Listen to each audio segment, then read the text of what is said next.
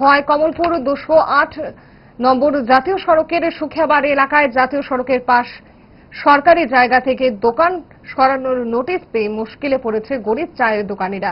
খোয়াই মহকুমা প্রশাসনের কাছ থেকে তাদের প্রথমে 1 মাস সময় দেওয়া হয়েছিল, এরপর ব্যবসায়ীদের আরও 1 মাস সময়ের দাবিতে নাকচ করে 7 দিনের সময় দেওয়া হয়।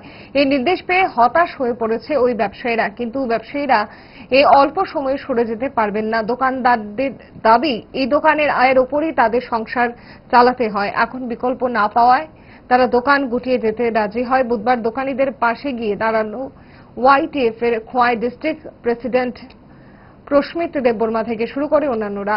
এক ব্যবসায়ী জানান, দরকার পড়লে জাতীয় সড়ক অবরোধ করা হবে, এতে তারা মৃত্যুকেও ভয় পায় না।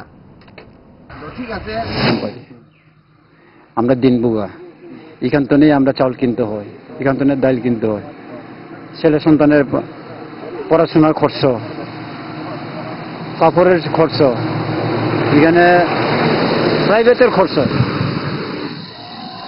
এইসব দিতে গিয়া স্যার হয়তো আমাদের দেখলে তো স্যার এমনি ভালোই দেখা যায়, কিন্তু আমরা দিন বুগা মানুষ হয়তো এক হক্ত খাইলে স্যার আমরা আরেক হক্ত খাই না। দিনের বিরে আমরা 2 হক্ত খাইয়া থাকি, কোন রকম বাচ্চা থাকি। কারণ ছেলে সন্তানের আরেকটা বিষয় আছে, ছেলে সন্তানের বাঁচার লাগে আমরা বন্ধন নেওয়া হয়েছে। এই বন্ধন নেওয়ার লাগে আজকে বন্ধনের লাগে আমরা খাইতাম পারি না, পোলা পান্নের কাগজ পত্র ঠিক মতো সময় দিতাম পারি না।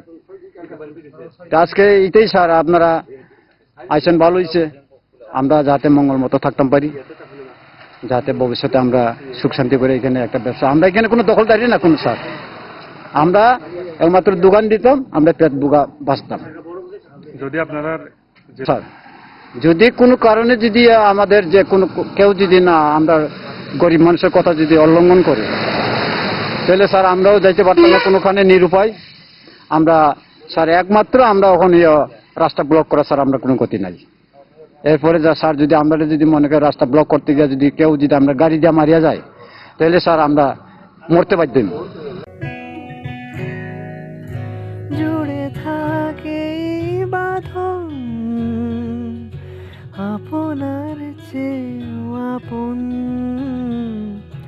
জুড়ে থাকে বাঁধন আপনার চেয়েও আপন, আপনার চেয়েও আপন।